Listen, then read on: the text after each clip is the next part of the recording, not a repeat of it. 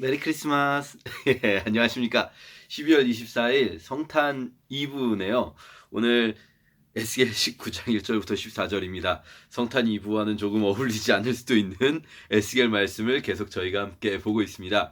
19장은요, 또 19장 전체가 하나의 비유, 애가로 되어 있는데요. 이 19장에 나오는 애가도 역시, 애가라는 말 자체가 원래 어떤 사람이 이제 뭐 영웅이 죽거나 그랬을 때 그 죽음을 이렇게 기리는 노래라고 할 수 있거든요.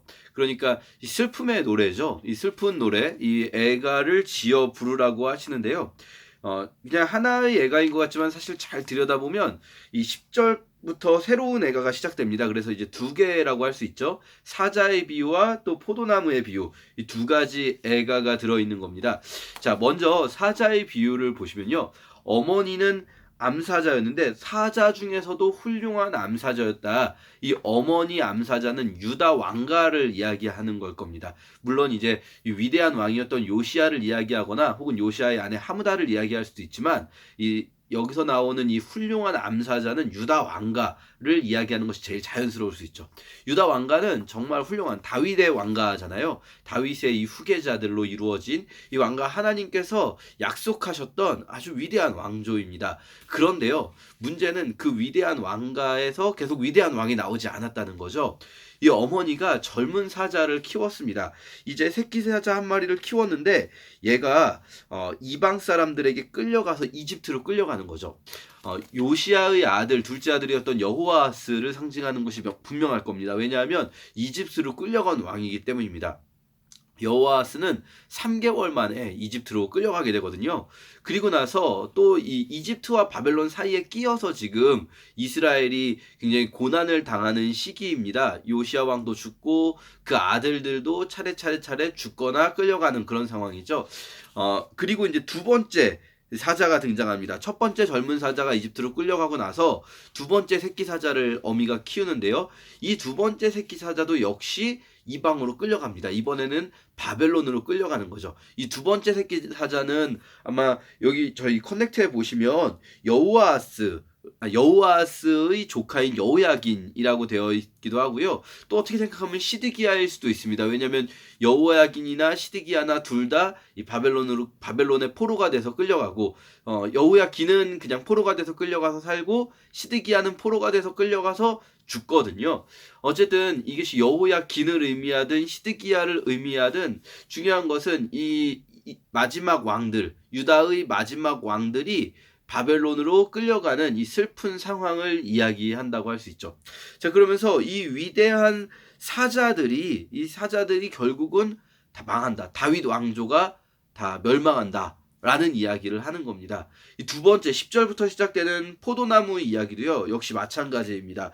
이 포도나무가 정말 물가에 심은 포도나무 같아서 과실이 많고 잎이 무성하다. 마치 시편의 1편에 나오는 그 복처럼 이 포도나무는 번영했어요. 그런데 그것이 결국은 분노의 손에 뽑혀서 동풍이 다 말려버리고 불타고 마는 거죠. 결국은 이것도 역시 통치자가 될 만한 가지가 남지 않았다. 유다 왕조에 더 이상 이 왕이 남지 않았다. 이렇게 표현될 수 있습니다. 자, 지금 사실 이 노래를 부르는 시점에서는요, 유다가 완전히 멸망한 상황은 아닙니다. 이게 좀 저희가 주목해서 봐야 되는 부분이 그냥 슉 지나갈 수 있는데, 마지막 구절입니다. 14절의 맨 뒷부분에 이것은 애가이므로 앞으로도 계속 애가로 불려질 것이다. 이렇게 나오거든요. 이것은 애가인데요. 사실은 지금까지 있었던 일만 이야기하는 게 아니라 보통 일반적인 애가들은 영웅이 죽은 후에 만드는 거니까 이미 지나간 일을 부르는 건데, 이 노래는요, 앞으로 애가로 불려질 노래입니다.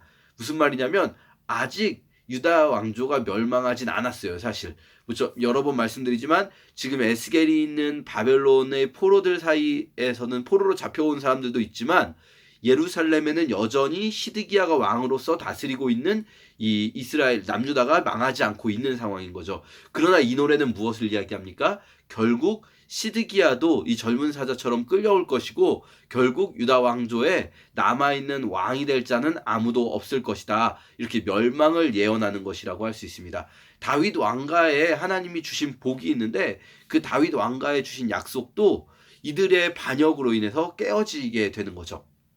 오늘 우리가 이 본문을 묵상할 때 왜 이 사자들을 하나님께서 이 이집트로 바벨론으로 끌려가게 하셨는가, 이 부분을 생각해 보면 좋을 것 같은데요.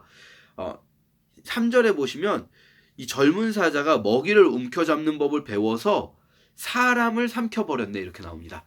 여러분, 이 사자 사냥이라는 걸요, 지금 현대의 맥락에서 생각하시면 안 되고요. 현대에는 사실 이 총이 있다 보니까 사자도 그냥 사람이 사냥할 수가 있죠. 사자 사냥이 오히려 사자들이 보호받아야 되는 존재입니다. 현대에는 밀렵꾼들이 막 총으로 사자를 죽이고 이렇게 할 수 있으니까요. 그런데요, 이 시대 고대에는요, 사실 사자는 일반적으로 사냥하지 않는 짐승입니다. 이해되시죠? 총도 없는 상황에서 혼자 밀렵꾼은 사자를 절대 잡을 수가 없고요. 이때는 정말 이 사자 한 마리를 잡는다는 것은 거의 막 군대에 가까운 인원이 동원돼야 되는 거거든요. 왜 잡았을까요? 일반적인 사자들은 잡지 않아요. 사자 한 마리를 잡아서 그걸로 먹을 바에는 지나가는 여러 가지 다른 동물들이 있지 않습니까?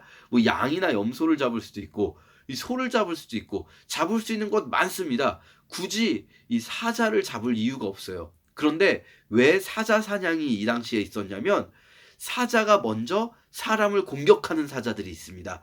이 사자가 그냥 이 짐승의 세계에서 왕노릇하면서 살고 있어야 되는데 간혹 사람을 공격하는 사자들이 있어요. 그러면 그 사자를 잡기 위해서 이제 사냥대가 편성이 되고 그 사자를 사냥하게 되는 거죠.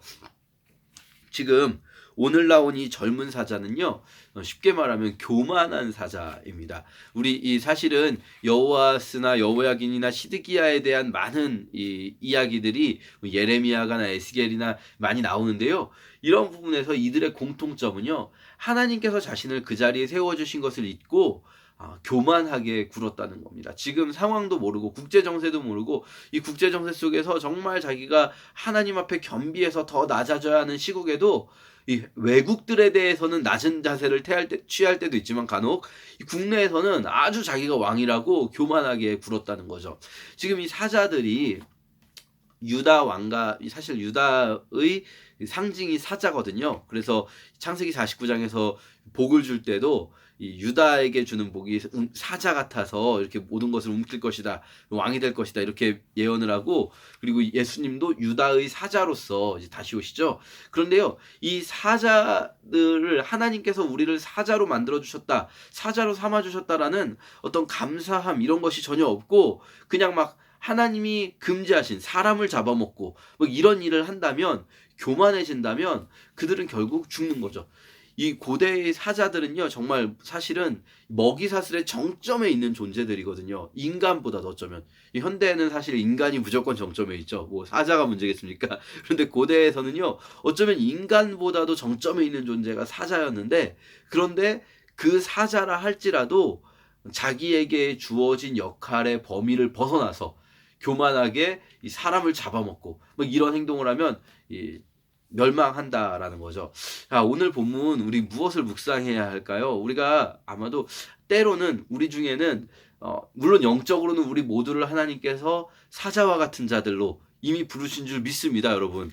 믿으시죠? 우리의 지금 현실의 상황과 관계없이 우리는 실제로 예수 그리스도의 군사들이고 용맹한 사자들인 줄 믿습니다. 그런데요, 실제로 이렇게 사자처럼 정말 내가 하는 일들이 잘 되고, 내게 때로는 조금의 권력이나 또 내게 때로는 힘이 있을 수도 있습니다. 하나님께서 그것을 주셨을 수도 있고, 내가 여러 가지 상황 속에서 그런 것들이 얻어졌을 수도 있죠. 그런데요, 그것을 가지고 교만하고 이 사람을 잡아먹는 그런 사자가 된다면, 사람을 잡아먹는다는 거 뭘까요? 다른 사람들을 괴롭히고 마치 유다의 왕들처럼 예루살렘 백성들을 압제하고 이렇게 했다면, 그러면 그 사자의 용맹함은요, 그를 돕지 못합니다. 결국은 사자가 아무리 용맹해도 하나님께서 치면 잡혀가고 끌려가게 되는 거죠. 오늘 우리 이렇게 본문 묵상하면서 늘 또 그래왔지만, 에스겔서 묵상할 때마다 그랬지만, 우리 안에 있는 교만들, 우리가 또 하나님이 주신 것으로 다른 사람들을 공격하고 다른 사람들을 힘들게 하는데 사용해왔던 것들이 있다면, 그것들에 대해서 정말 우리가 이 애가를 부르듯이 애통하면서 회개하는 그런 시간을 좀 가지면 좋겠습니다. 감사합니다.